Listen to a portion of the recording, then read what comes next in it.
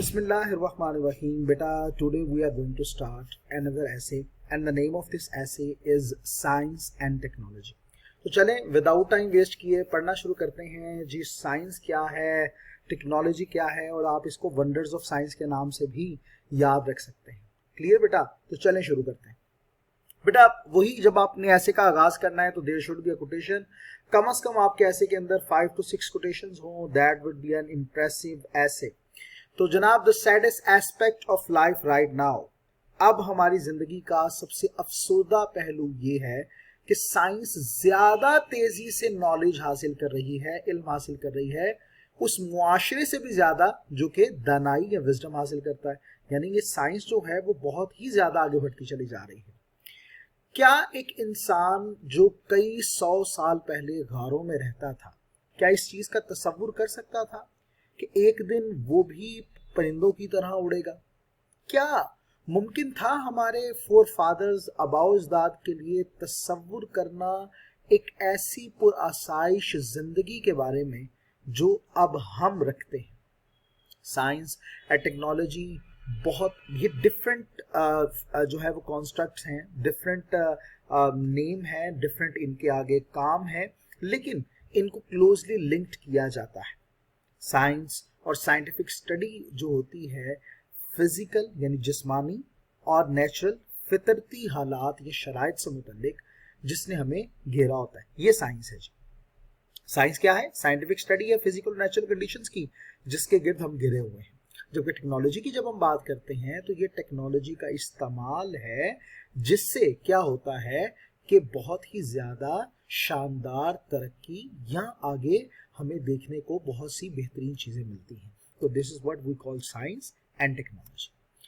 जनाब अगली बात कि हम स्टक हो चुके हैं टेक्नोलॉजी के साथ, क्योंकि जो हम चाहते हैं यानी हम हर उस चीज के बारे में सोचते हैं कि ये काम मैंने करना है तो उसके लिए क्या साइंस चाहिए होगी, कौन सा सॉफ्टवेयर चाहिए होगा, क्या चीज रिक्वायरमेंट होगी। मतलब क्या कि हम मुकम्मल तौर पर साइंस के अंदर घिर चुके हैं। जो कुछ भी हम चाहते हैं वो अपने काम के अंदर साइंस के जरिए से हम उसे करने की कोशिश कर रहे होते हैं। ये डॉगलेस एडम्स का कहना है। मजीद आगे बढ़ते हैं तो साइंस एंड टेक्नोलॉजी जो है वो बहुत ही ज्यादा ये इंडिस्पेंसिबल, नाकाबिले फरामोश एलिमेंट बन चुका है हमारी जिंदगी का। हम टेक्नोलॉजी पर रिलाय करते हैं सूरज निकलने से लेकर सूरज गुरूब होने तक, और हमारी जिंदगी इसके बिना ऐसा लगता है, अपीयर्स लगता है कि नामुमकिन है। हम सुबह उठते हैं और उस वक्त जो अलार्म क्लॉक बजता है दैट इज साइंस। फिर हम बिस्तर पर जाते हैं अपनी लाइट्स को ऑफ करके रात को, उस वक्त भी साइंस और टेक्नोलॉजी यही चल रही है। ये तमाम आसाइशें जो हम खरीद सकते हैं ये नतीजा है उन तरक्की वाली चीजों का जो साइंस और टेक्नोलॉजी की मदद से हो चुकी है। बहुत सी अहम बात यह है कि हम अब हासिल कर सकते हैं वो सब जो हम चाहते हैं शॉर्ट पीरियड ऑफ टाइम में। क्यों?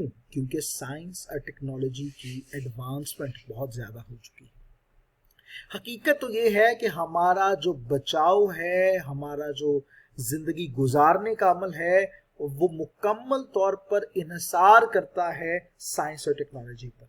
हर दिन नई टेक्नोलॉजीज आती हैं जिससे इंसान का वजूद मजीद आसान और ज्यादा पुरआसाइश हो जाता है, आरामदेह हो जाता है। और नतीजा ये निकलता है कि ये बात गलत नहीं होगी कहने में कि अब हम साइंस और टेक्नोलॉजी के दुनिया में रह रहे हैं।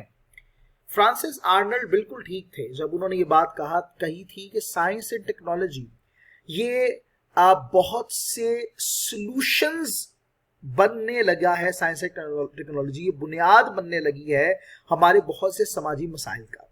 यानी जितनी भी हम चीजें सोचते हैं उनमें साइंस एंड टेक्नोलॉजी उनका हल हमें पेश करने लगती है। मजीद आगे बढ़ते हैं। जब हम हर चीज के बारे में बात करते हैं तो साइंस एंड टेक्नोलॉजी के याद रखें बहुत से बेनिफिट्स हैं। मिसाल के तौर पर हकीकत जो डेली न्यूज़पेपर हम पढ़ते हैं ये हमें करेक्ट इंफॉर्मेशन देता है, और ये सब किसकी वजह से है? साइंटिफिक प्रोग्रेस की वजह से। जिंदगी इम्पॉसिबल होगी इसका तस्वुर करना इस इलेक्ट्रिकल इक्विपमेंट के बगैर। जैसा कि रेफ्रिजरेटर हैं, एयर कंडीशनर्स हैं, माइक्रोवेव ओवन्स हैं और बहुत सी ऐसी चीजें हैं जो कि टेक्नोलॉजी की एडवांसमेंट का मुंह बोलता सबूत है। जब हम ट्रांसपोर्टेशन के मामलात को देखते हैं तो हम देख सकते हैं कि कैसे साइंस की इजादात ने यहां पर भी अहम किरदार अदा किया। हम ट्रैवल कर सकते हैं डिफरेंट रीजन्स में, दुनिया के मुख्तलिफ रीजन्स में दिनों की बजाय सिर्फ घंटों, और ये सब कुछ हो चुका है सिर्फ टेक्नोलॉजिकल इंप्रूवमेंट की वजह से, टेक्नोलॉजी की बेहतरी की वजह से। इसी तरह साइंस और टेक्नोलॉजी जो है वो उसका एक ऐसा असर है साइंस और एग्रीकल्चर इंडस्ट्रीज के ऊपर भी। मुताले से ये बात पता चली कि बहुत सी जिंदगियां बचाई गई हैं, बहुत से इलाज जो बीमारी के निकले, इन डिस्कवरीज जो निकली साइंस की, उनकी वजह से। जो एडवांसमेंट है, ये तरक्की है, इसने इंक्रीज किया है बहुत सी क्रॉप्स की पैदावार को, और जनाब ये फार्मर्स के फायदेमंद चीज है। साइंस जो आज की है ये कल की टेक्नोलॉजी है, एडवर्ड टैनल ने कहा, और बिल्कुल ठीक कहा। मजीद बढ़ते हैं। साइंस की और टेक्नोलॉजी की ग्रोथ के साथ अब हमें बहुत से नुकसानात को भी देखना पड़ रहा है, because every flower has a thorn as well. वही हिसाब है, फायदे हैं तो नुकसान भी तो हैं। साइंस के इस्तेमाल से हर किसी की प्राइवेसी जनाब अब कंप्रोमाइज हो चुकी। साइंस के दौर में कोई भी ये दावा नहीं कर सकता कि जनाब वो बिल्कुल आजाद है, कोई उसे नहीं, वो साइंस का यूज तो कर रहा है लेकिन कोई भी उसको विटनेस नहीं कर रहा, तो वो जनाब फूल्स पैराडाइज में रह रहा है। हम नहीं जानते मगर जनाब फिर भी हमें देखा जा रहा है। कुछ बहुत से खतरनाक वेपन्स जो हैं उनको भी डेवलप किया गया है, और जदीद जंगें जो अब रियासतों के दरमियान हैं, अब वो ज्यादा शदीद और ज्यादा नुकसानदेह बन गई हैं। मौजूदा जमाने में न्यूक्लियर एनर्जी जो है वो बहुत ही शदीद खतरा बन गई है हमारे इस प्लेनेट के लिए। जनाब ये बात जहन में रखते हुए आइंस्टाइन जो कि ब्रिलियंट साइंटिस्ट था, उसने ये प्रेडिक्ट किया था, उसने ये भांप लिया था कि जनाब जो 4th ग्लोबल वार होगी ये पत्थरों और दरख्तों के इवैक्यूएट, यानी जो खाली दरख्त बच गए उन दरख्तों के ऊपर होगी, यानी जिनकी शाखें खत्म हैं, बिल्कुल दरख्त जो है वो खत्म हो चुके हैं, लकड़ी उनकी बच गई, उनके जरिए से होगी, यानी पुराने हम ओल्ड एज पे वापस चले जाएंगे। हकीकत तो ये है कि वो उसे खदशा था कि जो डेवलपमेंट है इतनी ज्यादा मोहलिक मिलिट्री वेपन्स की, हो सकता है कि ये किसी दिन इंसानी जो तहजीब है उसको खत्म करने की तरफ ले जाएगी। ताहम अगर हम साइंस और टेक्नोलॉजी को इंसान की बेहतरी के लिए इस्तेमाल करें तो हम तरक्की करेंगे बहुत ही ज्यादा तेजी से। एपीजे अब्दुल कलाम साहब ने एक दफा रिमार्क किया, बताया कि साइंस एक ब्यूटीफुल गिफ्ट है ह्यूमैनिटी की, हमें इसे डिस्टॉर्ट, खत्म नहीं करना चाहिए, इसका गलत इस्तेमाल नहीं करना चाहिए। आइए अब कंक्लूजन की तरफ बढ़ते हैं। तो बहुत से मुमालिक की अगर बात करें तो आज मुमालिक 2 ग्रुप्स के अंदर डिवाइडेड हैं जनाब, डेवलप्ड एंड डेवलपिंग, तरक्की याफ्ता एंड तरक्की पसीर। इकोनॉमिक्स और application of science and technology जो है, एप्लीकेशन अमल, ये बड़ा ही बुनियादी हिस्सा बन गया है। जब हम बड़ी क्लोजली एग्जामिन करते हैं तो ये बहुत ही क्लियर हो जाता है कि वो मुमालिक जिनके पास बड़ी ठोस बुनियाद है साइंस एंड टेक्नोलॉजी की, वो बहुत तेजी से तरक्की उन्होंने की। वो मुमालिक जिनके पास साइंस एंड टेक्नोलॉजी की ग्रोथ के लेवल्स बहुत पुअर हैं, अगर हम उनकी बात करते हैं तो वो बहुत ही पीछे चले गए हैं, जबकि ये ब्लेसिंग को वो यूटिलाइज नहीं वैसे कर पा रहे जैसे किया जाता। अगर हम इस कॉम्प्लिकेटेड एक्सप्लेनेशन को, यानी अब इस पूरी गुफ्तगू को शॉर्ट वे में लेकर आए तो जनाब ये जहन में रखिए कि साइंस और टेक्नोलॉजी का इस्तेमाल बहुत जरूरी है।